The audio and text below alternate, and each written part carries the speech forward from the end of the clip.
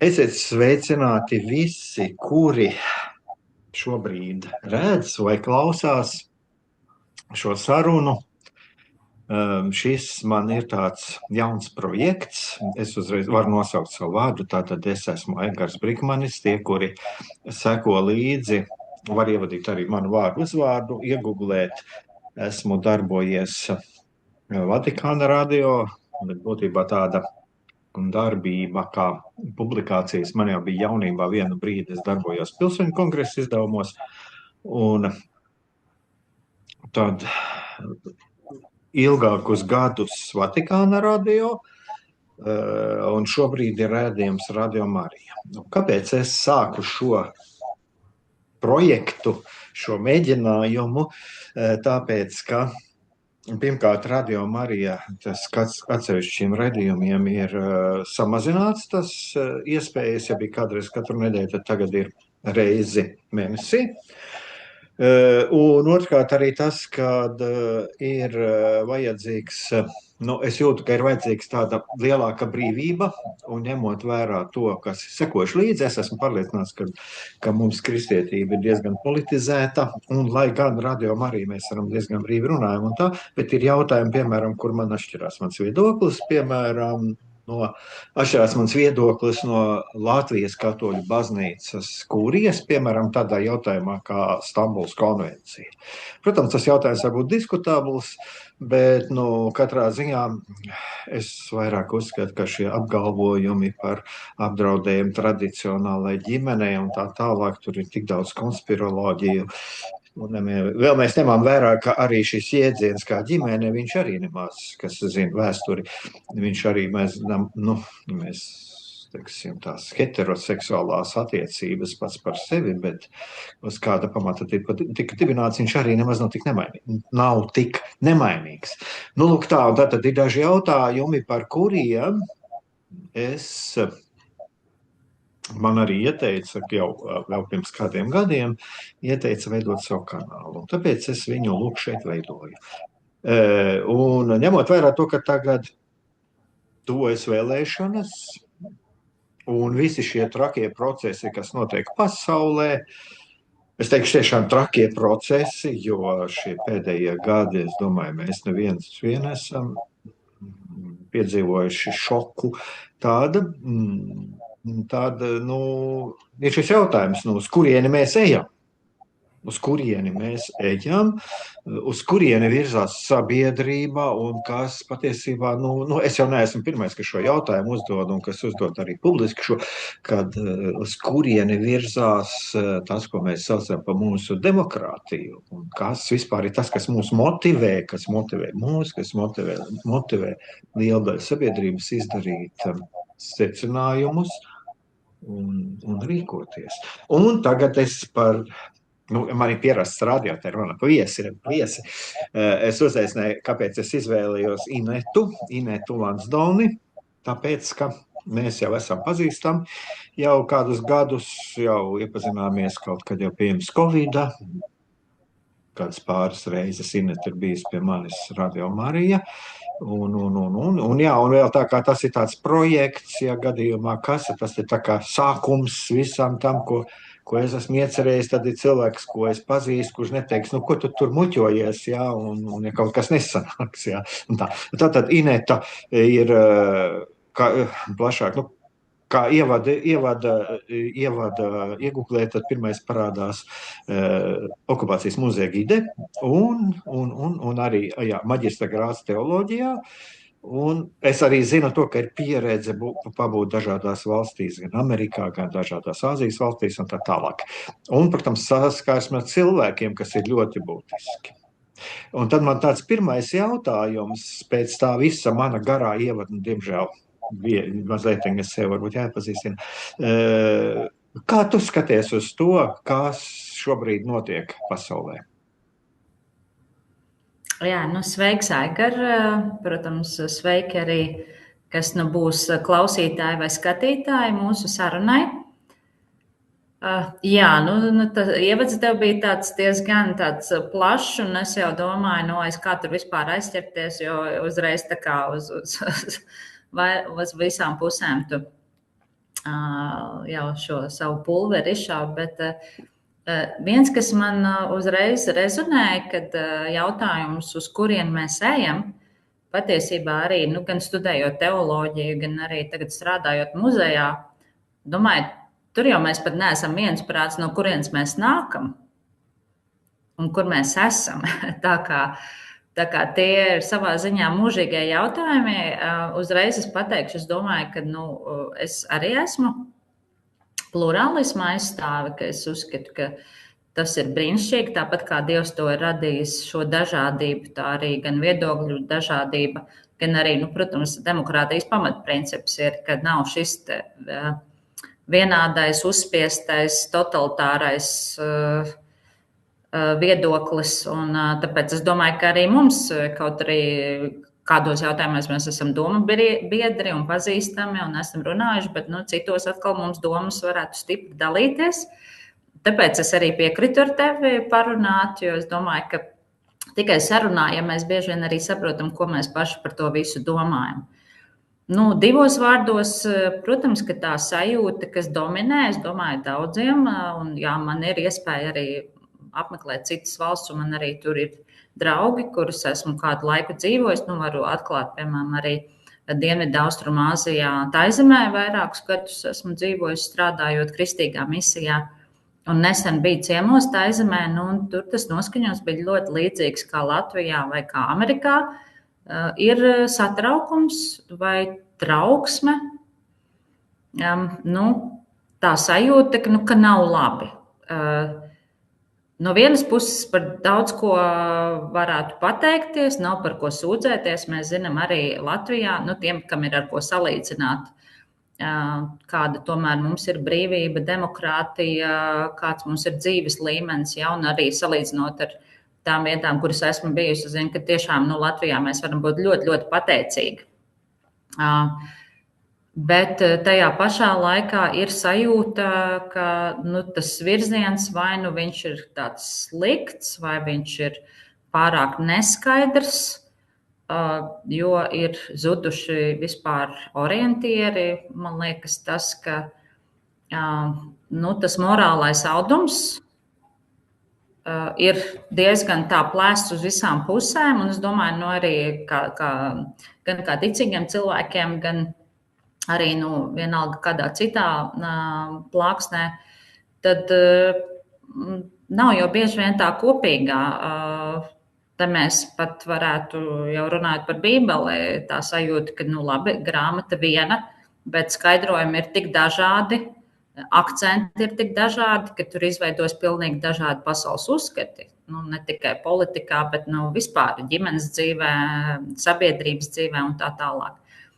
Jā, tā kā tas varbūt tas viens kopīgais raksturojums, kas man nāk prātā, ir trauksme, ka daudz kas mainās,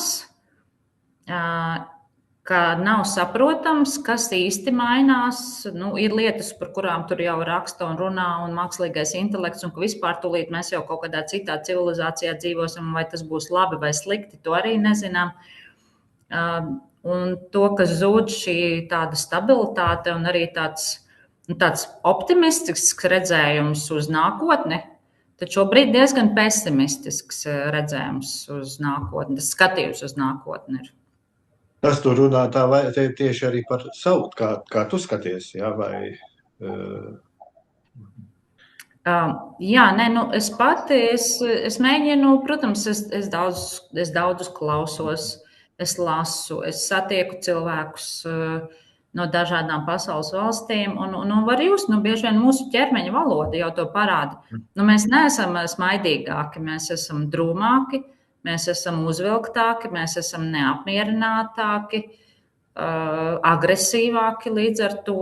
Te nav runa tikai par sociāliem tīkliem, to jau mēs visi zinām, jā, kā sociālos tīklos tur jau var, tur, kā saka, rokas ir tā jau gatavi jau boksēties uzreiz, bet arī dzīvē, jā, var just to nomāktību. Un, protams, es pati arī šo pavasaru ir tādi brīži, kad es eju pa ielu, es domāju, kur man pazudus tā sajūta, kad tu paskaties uz plaukstošām lapām, gaidi to nu kā jaunībā, tur bērnībā, kurš kādu pirmo taurenīti redzēs, ja? Vai dzelteno vai krāsaino. Un tad tev būs raiba vasara, jo krāsains taurens bija pirmais. Bet tas skats uz dzīvi, tā kā kur ir atkal kaut kas jauns, bet ir tās bažas vairāk. Jā, labi, tāds būs pavasars atkal, bet ko tā vasara atnesīs? Es runāju arī pati par sevi, ne tikai par to, ko es novēroju, bet arī, ko es sevī jau novēroju. Jā, tās kaut kādā reizēm es arī pieķeru sevi pie tādām izjūtām, bet tad es atkal tā uzdot šo jautājumu, vai es tā gribu justies un no kurienes tas viss nāk, jā, jo viena puse, viens ir tas, ko mēs redzam apkārt, bet otrs ir tas, ko sauc arī par to savu iekšējo konspirologu, kurš var veidot vai drūmākas ainas, bet patiesībā jau mēs nezinām, kas un kā nākotnē būs, jo, neviens, kurš pasaka, ka būs tā vai tā, karš beigsies tad un tad, vai man uzreiz rodās šaubas, vai šis cilvēks nedzīvo savās fantāzijās, vai ilgas, ja arī būvē kaut kādu tādu briesmīgu scenāriju. Bet katrā ziņā tās izjūtas tādas ir. Bet man ir arī šis jautājums, kā tu redzi, uz ko cilvēki balsta savu redzējumu, kam viņi tic. Tas man ir tāds, sevišķi pēdējā laikā, ļoti būtisks jautājums, jo, ja mēs paskatāmies, kas mani šokēja, lai gan šķiet, ka es tik daudz esmu arī tomēr sekojis līdzi gan tiem notikumiem, kas pasaulē, gan arī, kā ir vēsturē bijis, ka mani šokēja tas, ka ļoti, ļoti veiksmīgi uz sabiedrību iedarbojās tie, kuri būtībā izplatīja acīm redzamus melus. Un neliedzēja nekādi argumenti, tad, kad uzrādīja gan, piemēram, tiem, kas šeit Latvijā izplatīja dezinformāciju, tas bija Covid laikā, sevišķi īpaši Covid laikā. Ja? Un tāpat, ko mēs redzam, kas notika Amerikā un kas notika Eiropā. Un jā, atklāt sakot, ja es varētu no savas puses, ko es varētu teikt par situāciju, par drošību pasaulē, tā kā mēs dzīvojam šeit, mums ir blakus Krievija, mani nebiedē tik daudz tāds kaut kāds Krievijas militārs iebrukums. Mēs redzam, kā iet tagad Krievija Ukrainā. Mani vairāk biedē nākotnes iespējamie vēlēšanu rezultāti. Un tāpēc man šķiet arī ļoti aktuāli ir kaut kā pilītē pilināt. Es, protams, nedomāju, es tagad būvēšu kaut kādas ilūzijas, ka, varbūt, lai Dievs dod tāds kanāls, ar kuru kādu uzrunāt, jā. Bet mani vairāk biedēja tas, kādi būs šie vēlēšana rezultāti. Jo mēs jau varam būt NATO. Mēs jau varam būt NATO un var pastāvēt NATO kā tāda militāra organizācija.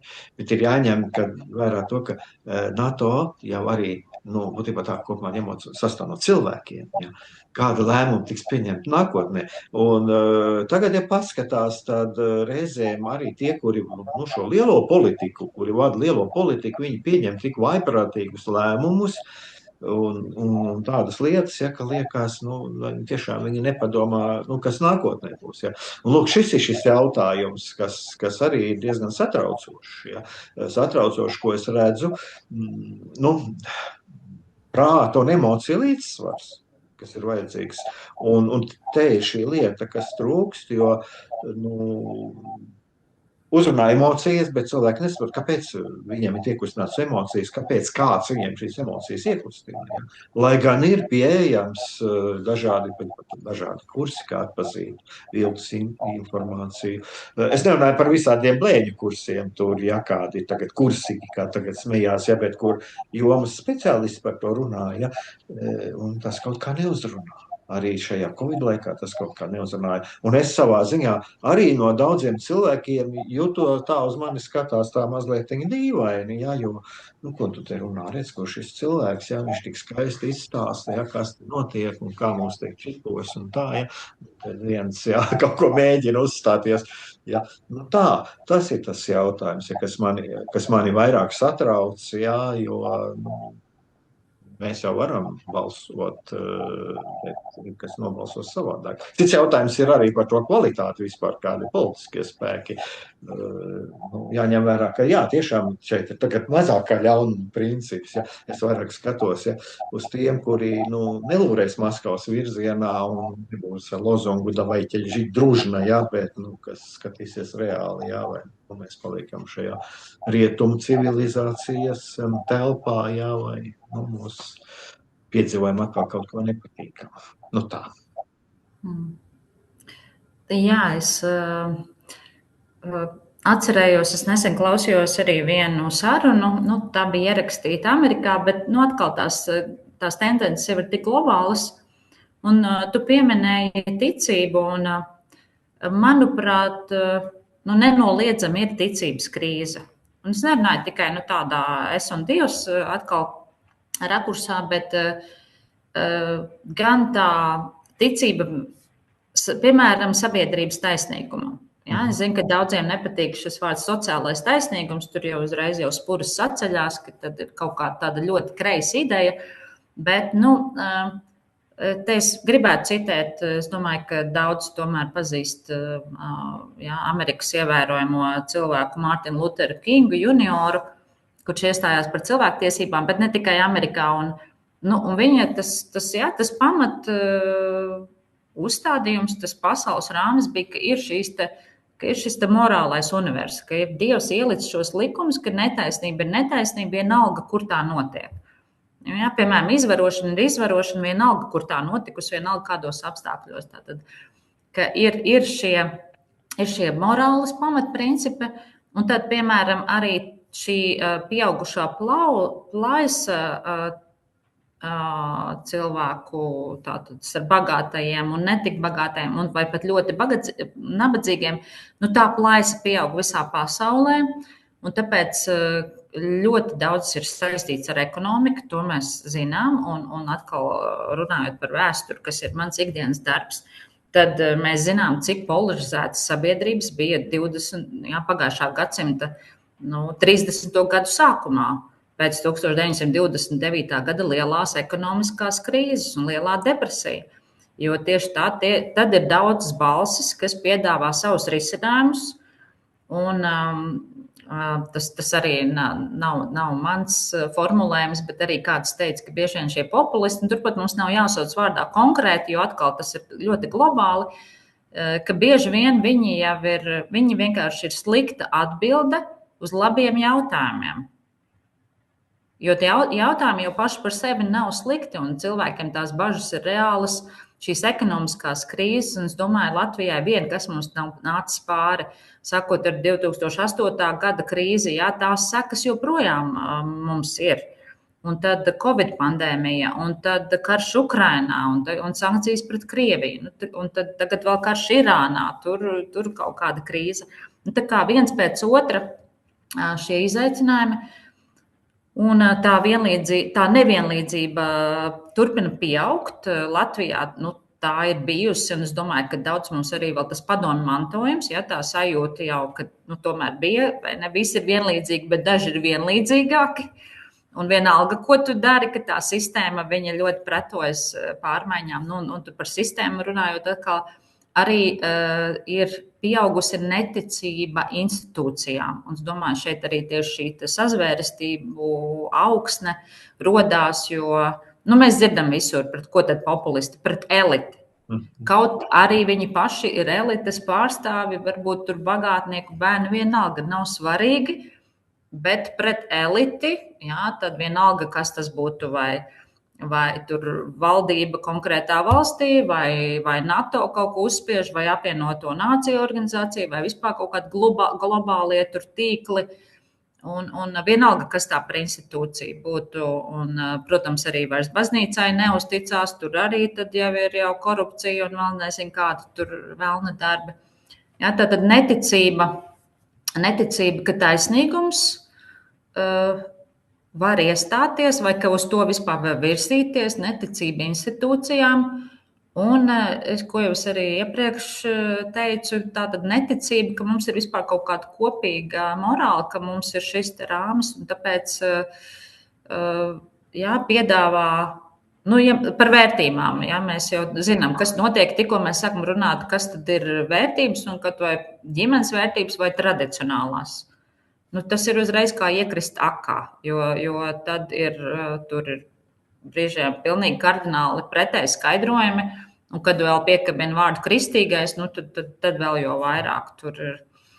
Un tā ir ticības krīze, un es domāju, ka cilvēki meklē, mēs redzam dažādas tendences, kur cilvēki iet, kādos burbuļos viņi iet, un es domāju, vēl ko viņi arī meklē burbuļos, tā ir kopiena. Jo tas arī mainās. Mēs zinām, cik viss ir sadrumstalots, un arī, ka draudze, es zinu, gan manā dzīvē, gan es pieņemu arī tavā dzīvē, Aigar, arī ir šīs kopienas mainījušās. Tā kā ir kaut kas dabisks, bet šodien ir sajūta, ka arvien sarežģītāk piederēt kādai kopienai, lai tā nesašķeltos, vai kas ir vispār tā kopienas sajūta. Un tad līdz ar to tā varbūt nav draudze, jā, tas ir kaut kas cits. Vai tas arī kā pandēmijas laikā, mēs zinām, ļoti ietekmēja šī pārēja uz tiešsaisti, uz virtuālo kopienu. Kādiem pietiek ar to virtuālo kopienu, bet tad atkal viņiem sajūt, ka viņiem visu laiku jābūt tajā virtuālajā pasaulē. Jā, te vispār nesāksim runāt par jauniešiem, kuriem, kā mēs zinām, viņi var sēdēt kopā vienā telpā, bet viņiem vieglāk sarunāties vienam ar otru caur telefonu. Diemžēl tā ir, to es arī jau redzu. Jā, nekā aci pret aci, jā, ar ģimenes locekļiem. Tā ir vēl atsevišķa saruna. Jā, tad atkal šī diagnoze, ka jā, ir ļoti dziļa ticības krīze, un ticība, kā jau es minēju dažas lietas, jā, kam tagad jau ir zudusi ticība vai trūkst, un tad ir šajā vakumā, tur jau var sēt visu kaut ko. Kaut kādas analoģijas, jā, to, ko tu teici par 20. gadsimtu, kaut kādas līdzības var redzēt, bet šeit ir tas jautājums arī, kā tu minēji par Bībeles tekstu interpretāciju, kad ir dažādi redzējumi. Jautājums jau ir to, mēs jau izējām, pat cik es pats arī, es darbojos, piemēram, Kristīgās dzīves kopienā, kas ir jezuītu garīgums, jā, un mēs diezgan bieži šādiem tekstiem saskaramies, un tad mēs visi sēžam un mēs redzam katrs kaut ko, bet šis jautājums ir tāds, mēs ieraugām katrs savu, bet to mēs ieraugām, tā kā kristīgajā skatījumā mēs varam tā teikt, jā, ko Dievs saka caur šo tekstu, ja? Tad mēs ejam arī kāds ar kaut kādu savu pieredzi, un tas ir pilnīgi normāli, ka mums kāds teksts uzrunā. Tieši tā. Problēma jau sākās tad, kad es pasaku to, ka tas ir nepareizi, ja? Kā viņš redz. Ja? Protams, atsevišķos gadījumos, varbūt kā tādu dzīvāku piemēru. Jā, kristietībā, es redzu, piemēram, ir arī mans, skatījums ir tāds, ka arī ekumēnismam ir jābūt kaut kādām robežām un kaut kādas lietas, kas ir kā ir kristietības, viņas vārdā viņas vairs nav patiesībā īsti kristīgas, jo es domāju, ka tā viss tā labklājības teoloģija, viss tā nāk iekšā, kad te ir šākā šī problēma, ja, kur arī kristietību bieži vien sajauc kopā. Es no savas pieredzes varu teikt, ka cilvēki, kuri mani un manu sievu it kā pazīst, viņi brīnās, ka mēs neesam bijuši jencīši rīkotajā pasākumā, te bija tie lielie, ja. Un saka, bet pagaidi. Tur, ja, es tur mēs tur nevaram nepiedalīsimies, tāpēc, ka mums ir savs skatījums. Un es uzskatu šajā gadījumā mūs kaut kādā kristīgajā tradīcijā balstīts, jā, un ka, tomēr kristietība nav Bībeles teksts, nav interpretējama tā, ka, lūk, Dievs man ir devis svētību, man ir daudz naudas, jā. Tā ir viena no tā problēmām, jā. Otrs ir arī šī politiskā sasaiste, kur, Trumps ar Bībeli, citi tur sajūsmā bija, jā. Man tas bija kaut kas šausmīgs, jā. Un pierādījās, jā, ka tās manas nojautas ir bijušas tādas, jā, jo tā mēģinājuma paspiest rietumos arī kā zem kristīgām idejām. Jāņem vērā, ka mēs vērojam, ir paspiest apakšā un politizēt. Tas ir tas, ko es arī ievadā teicu, jā. Un, pāvestam, piemēram, arī tagad nav viegli, jā, un tā. Redzot, kas viss notiek, ja? Un tā, bet ja runājām vispār par tādu, par to, kā cilvēki uztver pasauli, uz ko viņi uzķerās, uz ko viņi skrien. Es esmu visu laiku mēģinājis teikt tā, ja? Teiksim, ko runā populisti, ja? Es lietoju tādu iedzienu, kristietībā ir ļoti izplatīti, kristietībā ir pielūgt pret Dievu, pret rakstāms lielo burtu. Jo kā lai tic, ja nav pret ko ticēt? Un tā ir viena lieta, ko jau iepriekšējais pāvests arī runāja, ka nesēdēsim kā cietokšanās, ja, bet atvērsim šos cietokšņu mūsu iziesim uz dialogu. Vispirms mēģināsim otru saprast. Ja. Tas nenozīmē, ka naivi tagad laist, tā saka, visus klāt un tā tālāk, jā, nenozīmē būt naiviem, bet pirms mums kaut ko nosodīt, pirms mums kaut kā baidīties, viņš mēģināt saprast, ja viņš ir tas, pret ko mums ir jāvēršās, un vai tas ir tas, kas mūs apdraud, un tas ir arī jautājumā kaut vai par šo pašu ģimenes lietu, jā. Jā, es esmu katolis, kurš dzīvo tradicionālā laulībā, būs pēc pāris nedēļām mūsu 30 gadu jubileja, jā, bet es vienu reizi altāra priekšā esmu parakstījies pat tādu savu ģimeni, kāpēc man vienbūt jāparakstās tikai tāpēc, ka kā tur populisti vai aizdomīgas organizācijas aicina, jo es esmu pret to, ka baznīcās uz šīm lietām aicināja, jā. Un kas man ir pats būtiskākais, jā, ja mēs izjūt ārpus kristietības, jā, tīri vai kā, teiksim, kādas reliģiskās piedarības vispār, jo tam populismam jau tā jau nav runa par kristiešiem, te ir runa par to, kā, par patiesību. Vai tas, ko šis cilvēks stāsta, atbilst patiesībai. Fact-checkings, kas ir mūsu pašiem katram jāmācās pārbaudīt šos faktus. Ja varbūt man mēģina kāds pacelt emocijas, radīt man šīs emocijas, un tad to emociju pavadā mani vadīt. Tā ir tā lieta. Ja? Un es domāju, ka nākotnē vispār kā izglītot sabiedrību, vispār šo mācīt jau no skolas laika, ja? Faktus jau viena lieta, zināt politikā faktus, vēsturē faktus. Bet tas ir kaut kādas statiskas zināšanas, bet šīm zināšanām jāiet iekšā, jo tā ir, mēs esam pastāvīgā kustībā, jā. Dinamikā mēs dzīvojam, jā. Un mums ir visu laiku ir jābūt arī šim prāta un emociju līdzsvaram. Tas ir par ko es arī gribu runāt nākotnē un padalīties un apmainīties ar viedokļiem. Jā, patiesība, protams, arī patiesība un tāpat kā brīvība un tie arī visi pārējie, mēs zinām, ka tie ir arī darbības vārdi. Tas vienkāršākais, kā mēs parasti sakām, neklausies manos vārdos, skaties manos darbos. Ja? Un es domāju, ka man, piemēram, ir, tad, kad arī liekas, ka tas pamats šūpojās, ir lietas, no kurām es vienkārši neatkāpšos. Un te es domāju arī tiem, kam ir jau kaut kāda ilgāka garīgā pieredze, vienalga, kādā tu esi bijis kopienā, vai katoļu, vai protestantu, vai austrumu baznīcas, vienalga, kur mēs zinām, ka mēs jau varam pieaugt tikai tad, un arī varam meklēt to dažādību, tad, kad mums ir tomēr tas rāmis. Tāpat kā bērnam. Ja? Mēs zinām, ka bērnu nevar ielaist mežā no pirmās dienas, un tagad viņš tur attīstīsies par cilvēku. Tas nenotiek. Viņš runāt iemācīsies, ja? Vilki viņam runāt neiemācīs, un kā mēs zinām, pēc noteikta vecuma vispār cilvēks vairs nevar valodu iemācīties. Tad mēs esam radīti tam, ko man patīk šis Āfrikas sakāmvārds, ka es esmu, jo tu esi. Ja, tikai tā mēs topam par cilvēku tajās attiecībās, un vienalga, kur ir arī bijusi mūsu pirmā kristīgā kopiena, vienmēr jau ieliek tos pamatus. Jā, citiem ir stingrāk, tur varbūt ļoti fundamentāls kaut kāds tās rāmis, tikai sola ne pa labi, ne pa kreisi. Citiem bijis brīvāks. Bet vienmēr tas ir bijis tas kopīgais, un to mēs vienmēr varam atrast arī šajās sarunās.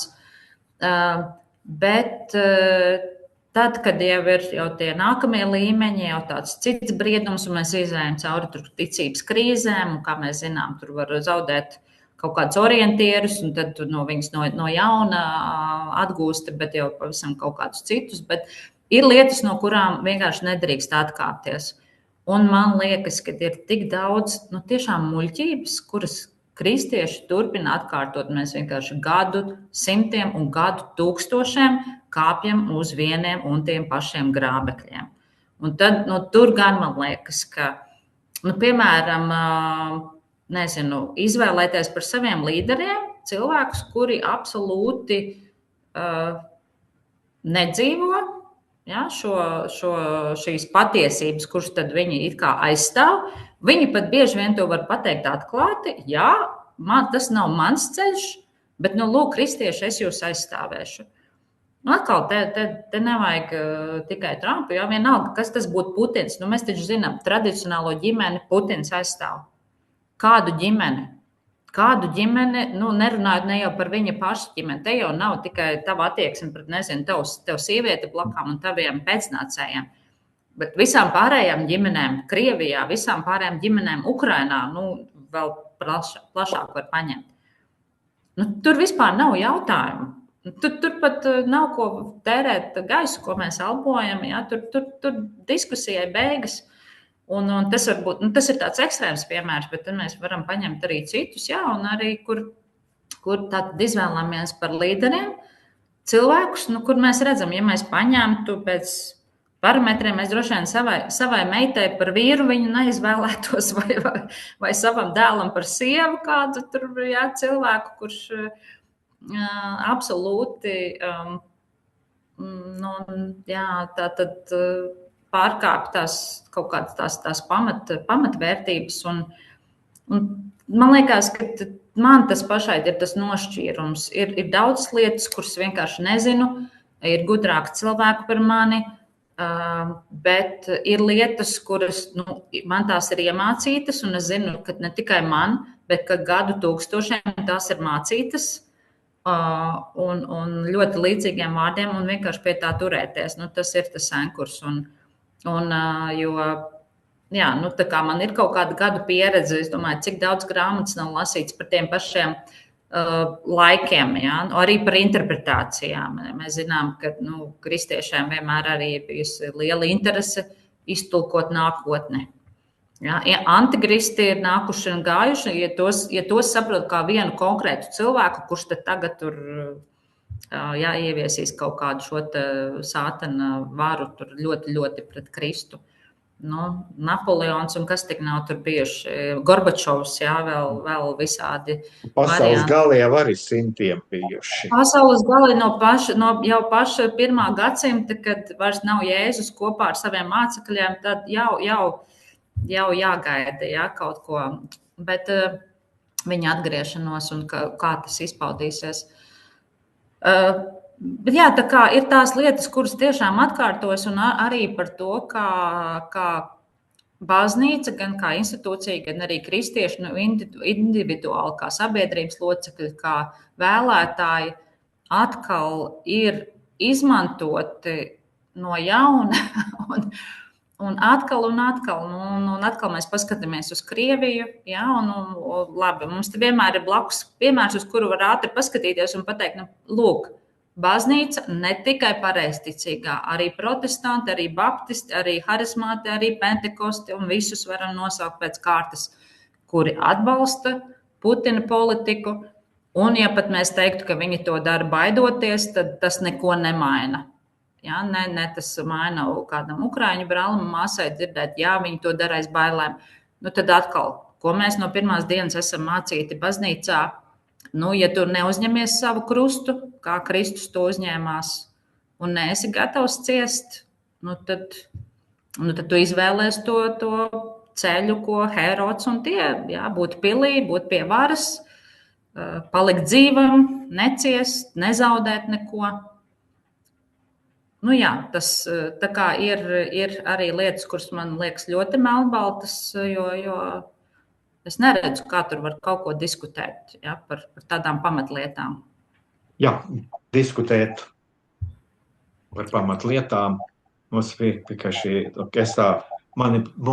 tagad palicis kāds mazāk kā pāris minūtes ierakstam. Mēs vēl turpinām vai noslēgumu? Jā, tu vari kaut kādus noslēdzošo tēzi šai pirmajai sarunai. Šī tad mūsu pirmā saruna tad arī būs noslēgusies, laiks nāk uz beigām.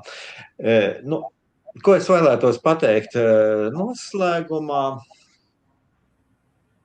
Šķiet, ka pirmajā reizē patiesībā bija diezgan piesātināti, bet kas ir tas būtiskākais, kad ir tie Jēzus vārdi, ko jūs atzīsiet patiesību, un patiesība darīs jūs brīvus, un ka tas ir vajadzīgs visās jomās. Tas ir vajadzīgs visās jomās, kristietim vai nekristietim, ja viņš šo patiesību viņš ierauga, tā arī iedod to brīvību, un tā arī palīdz noturēt šo brīvību. Es domāju, pie tā arī tā mums jāsaprot, pie tā jāturās.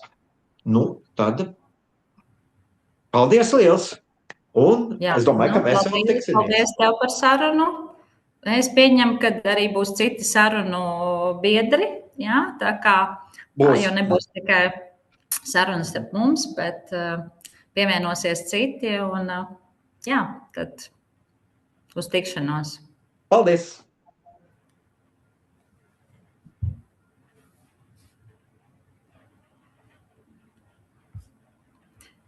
Tā, ko?